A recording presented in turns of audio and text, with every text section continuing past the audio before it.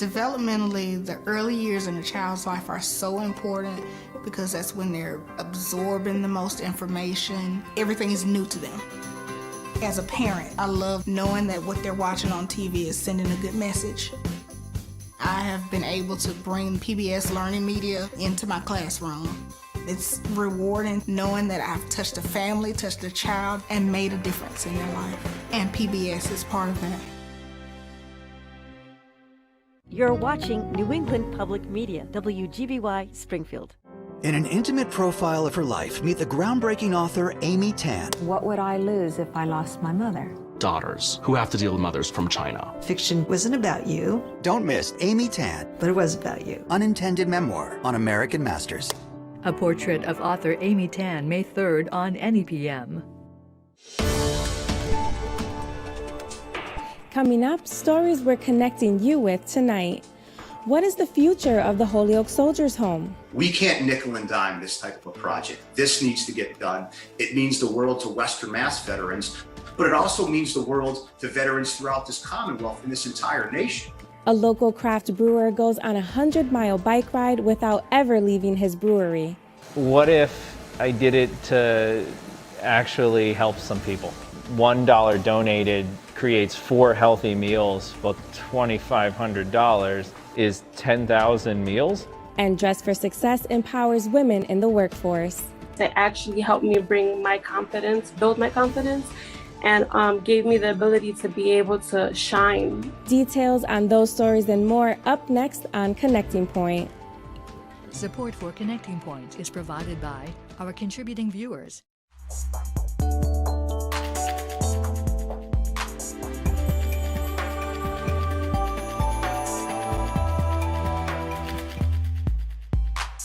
Good evening, and thanks for joining us for Connecting Point. I'm 𝗬𝗲𝗍𝗆.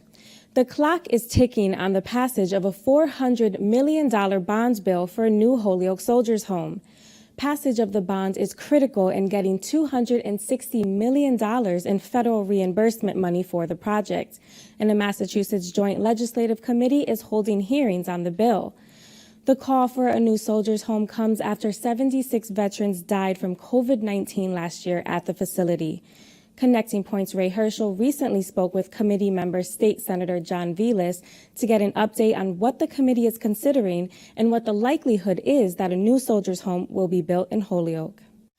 I think the most important thing to remember about these deadlines is they're not deadlines in the sense that you or I would kind of consider a deadline, and that if it doesn't happen by this date, the project's not going to happen. The only real deadline for that is August 1st, when the final application is due.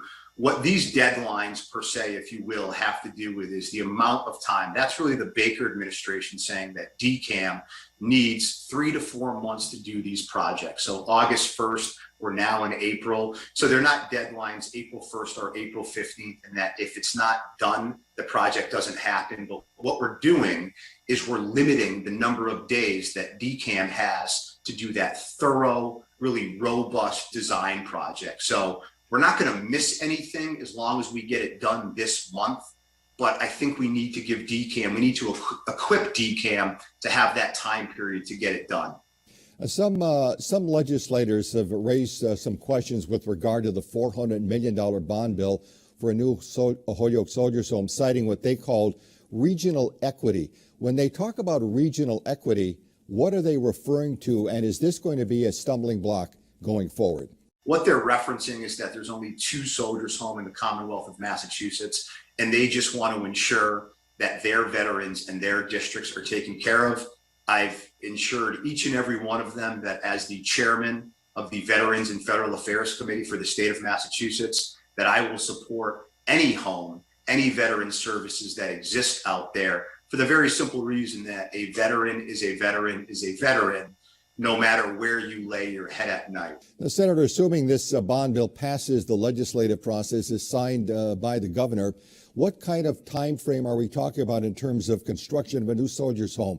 When would it be completed, and what would it mean, and how important would it be for the veterans that it serves in Western Massachusetts?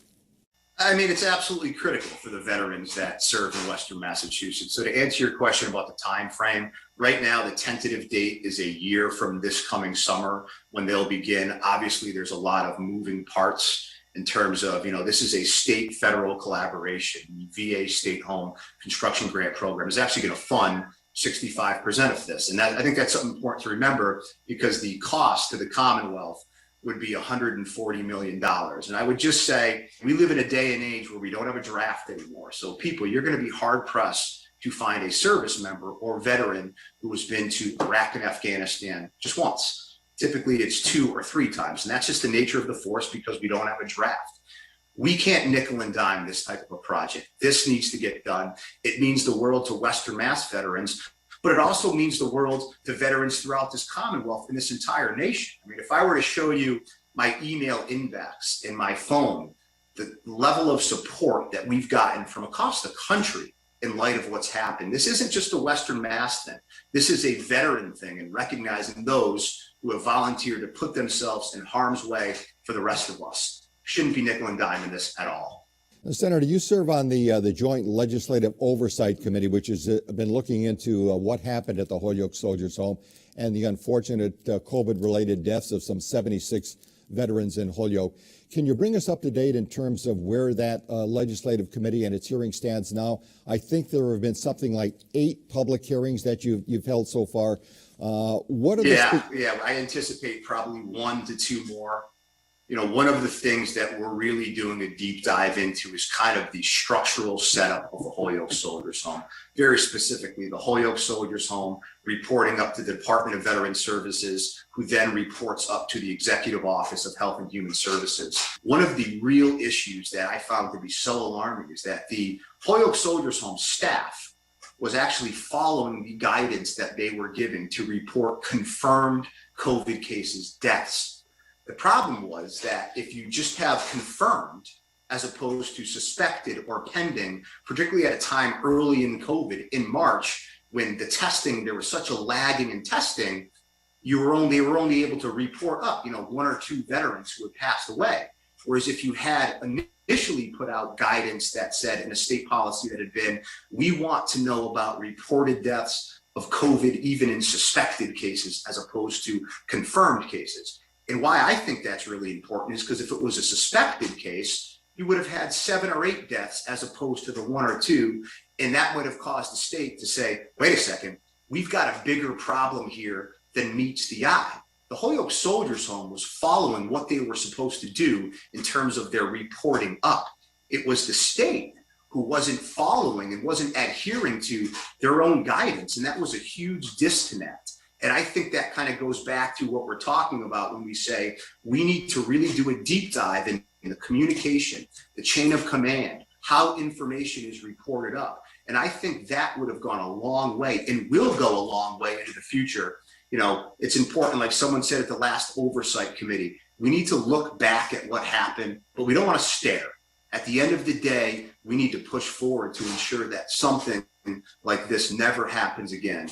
Now, the Pearlstein report, which looked into what went wrong at the Soldiers Home, was critical of the administration, particularly Administrator Bennett Walsh at the time, but it didn't do a lot of great digging in terms of systemic problems at the home. Is the Oversight Committee looking beyond the administrator and looking at systemic problems that existed at the home and perhaps culpability beyond that? Absolutely. There's an argument to be made that what transpired at the Holyoke Soldiers Home in March 2020 and shortly thereafter was 50 years in the making. There are a lot of systemic and structural changes, and I think we've spoken about some of them. Again, that breakdown of communication, who reports to who, all of that stuff. And I'm partial to the belief that the Pearlstein report, although it was a good guide, it was just a beginning. The recommendations really focused more on, that time period when it would happen. And anybody who's kind of been involved with this home knows that there were some problems brewing for a long time, and there's got to be some type of, we need to really clean up some of the statutes governing the home, how superintendents are selected, what the Board of Trustees authority is, who reports to who. So there's a lot of things that I would have liked to have seen the Pearlstein report get into, but that's okay, we're going to take it up. Every Friday night, Connecting Point explores the people, places, and ideas that matter most to Western New England. But it doesn't stop there. You can find us online anytime for exclusive features and content, including a digital exclusive this week in honor of National Poetry Month. It's a look at Pittsfield's Word by Word, a program that embraces freedom of speech in its series, Poets Creating Conversation. Evidently, Puerto Ricans are not considered our own. Evidently, people of color are not considered our own. Evidently, the rainbow community is not considered our own. Evidently, women are not considered our own. For some, being yourself has no rewards. Being who you are is punishment. Don't miss this digital exclusive available online right now at nepm.org/connectingpoint. The city of Springfield was founded in 1636, and while the wastewater pipes that are still used today aren't that old, many of the city's pipes date back to the late 1800s. The city's current pumping station was built in 1938, back when Springfield and the surrounding cities and towns had much smaller populations.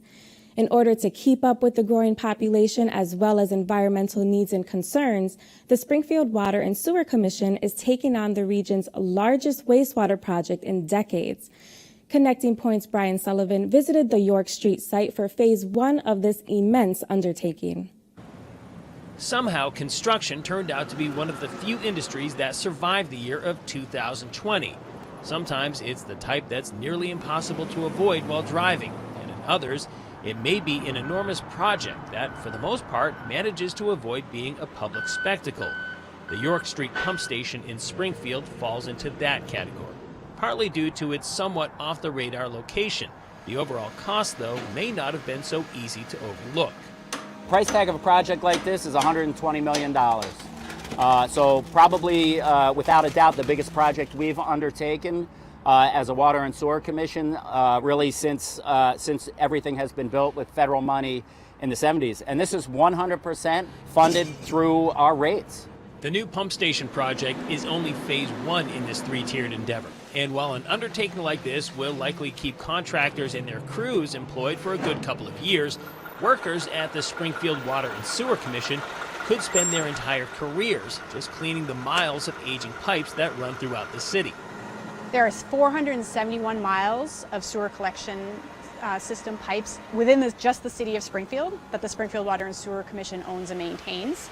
And in order to be reactive and make sure that we're staying on top of any repairs or maintenance that needs to be done, we go through the entire system. And so our trucks are out there every single day, foot by foot, going through the entire system. It takes us about 8 to 10 years to get through the whole thing, and then we start all over again. And whatever it is that flows through those pipes will eventually find its way here. Since 1938, this small brick building on York Street in Springfield has been the centralized wastewater and sewer pumping station. And not only for Springfield, but for several of the surrounding cities and towns. This project, taking place in the adjacent lot, will be a much more advanced version when it's completed. While we were here in November, that work was taking place underground, 2 stories underground. This will eventually be home to 3 new outflow pipes that will provide flood control protection as well as system redundancy to the 2 already existing pipes. And again, this is just the first phase of this project. The next engineering task is to lay pipe beneath the railroad tracks here before eventually tunneling under the entirety of the Connecticut River to the other side where the wastewater treatment plant is. To be clear, it's the entirety of the width of the river, not the length. But still, 1,100 feet from there to here will be challenging enough. And while crews on this side of the Connecticut at Bondy's Island prepare for that eventuality, the actual dredging out and tunneling across the river is the 3rd phase and is still a ways down the road. For now, the task at hand is completing the new pumping station, and it's a task that seems even more imperative when words like aging infrastructure get tossed around. When we say aging infrastructure, that's one piece of it that you see above ground, but below ground you can see there's pipes that go into that pumping station that are from 1885 and that are in service right now. Back in 1938, when this structure was built, the volume of wastewater that passed underneath it wasn't nearly what it is in these modern times of roughly 38 million gallons per day. And since replacing all of the pipes that have crossed the century marker among the 400 plus miles worth of them isn't on the docket just yet, it underscores the importance of not only the 8 to 10 year cycle of keeping them cleaned out, but also for the public to be aware of what they should and should not put down their drains. We also find sometimes balls of fat and grease that are coming from people's kitchen drains, and we definitely encourage people not to pour grease down the drain for that reason, because a lot of things can stick to it, including wipes or paper towels or things that you generally shouldn't flush down the toilet. So that's why we're going through and cleaning out all that muck.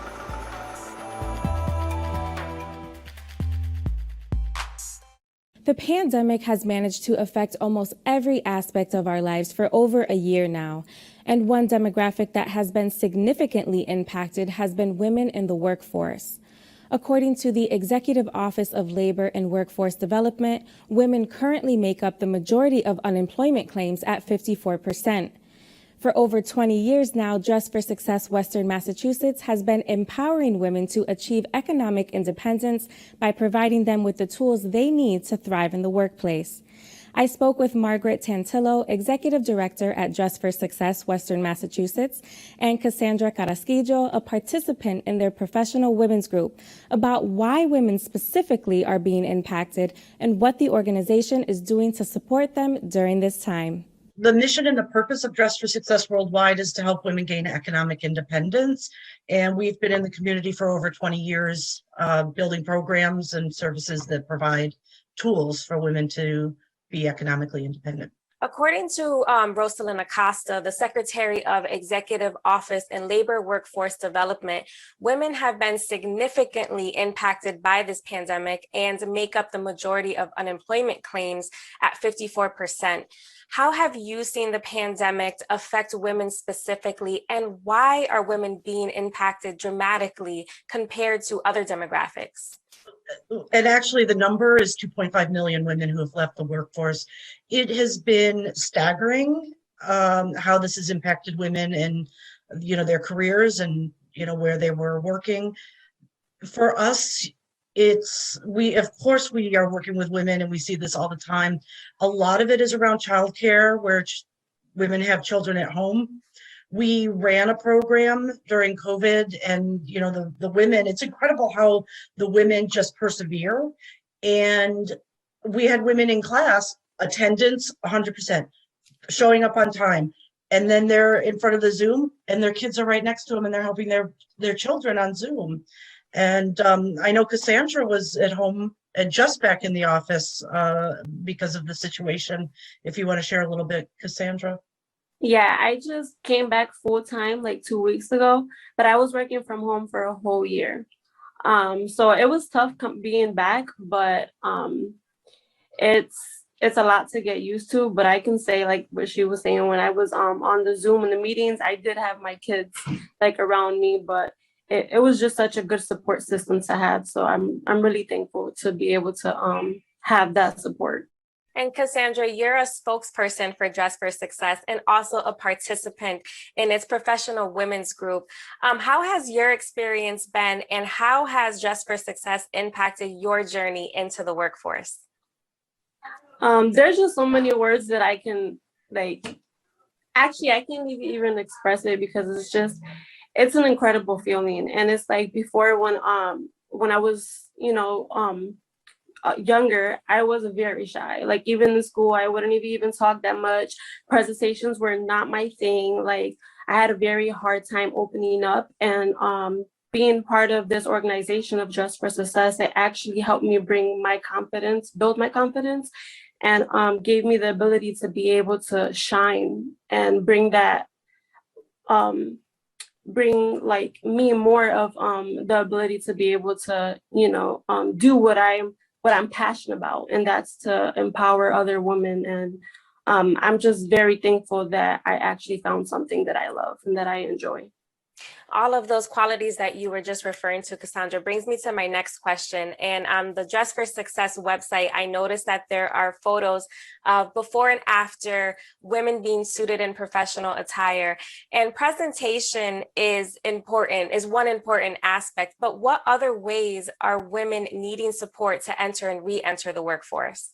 Being able to know like how to, where to look professional and how to speak and like what not to do, what to do in the interview. These are all the things that I've learned being part of Dress for Success, especially for the professional women's group. There's just certain things that I've been inspired by and I've learned that it kind of made me who I am today. And it kind of gave me the aspect of being able to have an idea of what kind of woman I want to be. In addition to Suits, we run 4 other programs, and we took our programs online immediately. We took, we went right on Zoom, and we found a lot of people didn't have that capacity. And actually, one of the programs that we started from the very start was a digital literacy program to make sure our women had the connectivity, knew how to use the computer, and they had the equipment. Dress for Success recently celebrated its 20th anniversary of helping Western Mass women succeed in the workforce.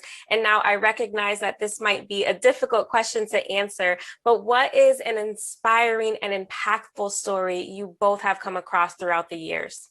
I could say when we have like these Zoom meetings and we have professional women who come and speak about what they do, I think it's a bit about every woman who shows up and speak of what they do. For me, it's inspiring because one day I want to be in their seat and I want to be able to show like other women what I do and where I've started and where I've become. And hopefully I'll be able to be in that place. I'm inspired every day by our women. I just saw a couple of our women, we social distance, but a woman that was hired 3 years ago at Bay State, she's still there, and being able to support herself, every day inspires me. As we are beginning to slowly start come out on the other side of this pandemic, what piece of advice can you offer women that are beginning to re-enter the workforce? I would definitely say, with change comes opportunity. It's the way I've led our organization through the pandemic in terms of, not settling down, but ratcheting everything up to make sure that we're providing more and serving the specific needs. And just as I led the organization like that, you're going to see opportunities that you didn't see before open up. I would say don't let the challenges stop you. Just keep going and do what you love. You may be aware that there is a passionate craft beer community in Western New England, but what you might not know is how intermingled that group is with the cycling community.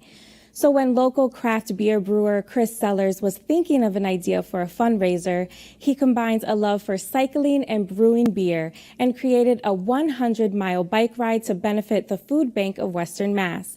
But you'll probably be surprised to find out that he did it without ever leaving his brewery in Northfield. Producer 𝗕𝗏𝗄𝗏 brings us the story. There's nowhere else you can get this close to your ingredients. So professionally as a brewer, to be able to have a grain that was grown on one end of the hop yard, and then to have the hops, and then to have the brewery all within maybe 150 yards, technically it's just a fascinating thing to do. For every one brewer, there's probably 25 people that would like to be brewers. And I pushed as hard as I could. And I did sales, deliveries, keg washing, bottling, labeling, floors. You name it, I did it for about 3 years. Grab a few more bags. There's a real strong feeling that people want to consume things that are produced here, in this area in particular, whether it's the Pioneer Valley or the whole of Western Mass. So I think when you're talking about something that, like beer, that's so creative and so different and so unique, they're really looking for that, as close to home as possible. The farm's 30 years old. It encompasses just over 200 acres here right off Route 63 in Northfield. In 2017, my wife and I were looking for a venue to get married, and we had talked to a number of places in the area. Everyone was booked up. Some of the folks here said, you know, why don't you get married here? It seemed like a neat idea, and at the time we were planning on early August, so the hops are all the way up. It's a really lush green background. We have these like incredibly dramatic clouds in the background. This is really big sky here. As we started, you know, got a little closer to the family that owns the farm here, started talking, you know, yeah, a brewery's an interesting idea. Let's work on this a little bit more. I think it was Friday, December 18th, we opened our doors for the first time. What we're brewing today, the Northfield lager, takes about 3 weeks to go through its primary fermentation. It's a very cold fermentation and therefore a very subtle sort of flavor profile. And then it gets cold conditioned for a month or more after that. With COVID being what it was, I started staying in shape for cycling by just doing stationary training work. And this became a very popular thing as COVID went on globally. I'm sitting there doing this one night and I said to myself, you know, what if you did 100 miles on this? What if I did it to actually help some people? Let's set it up in the brewery. Let's see what happens. And I set a fundraising goal on a GoFundMe for $1,000. I thought, it's a weird time. I don't know if anybody's gonna give anything, you know, let's just see what happens. And by the time we were done, we're up around $2,500. People just gave. You know, when I hear that $1 donated creates 4 healthy meals for, you know, people, you think, well, $2,500, although not a ton of money in the broad scheme of things, is 10,000 meals. Yeah, we made a tangible difference in the world, and all I had to do was sweat for 5 hours in a brewery. I'm okay with that. To be able to connect the products that are being grown on the farm with the finished beer itself, and then be able to continue that connection to the community is just like one full circle in a very small area, and that to me is really exciting.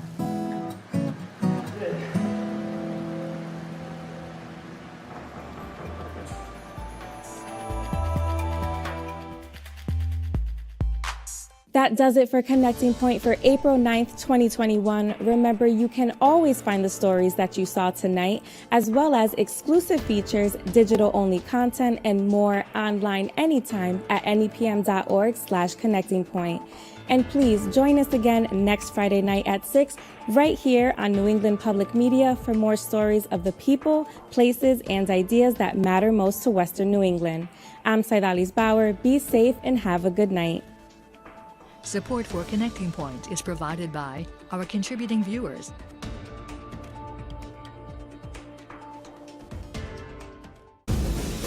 Spend a year with activist Greta Thunberg. I don't want you to listen to me. I want you to listen to the science. On her journey to combat climate change. We cannot look away from this crisis anymore.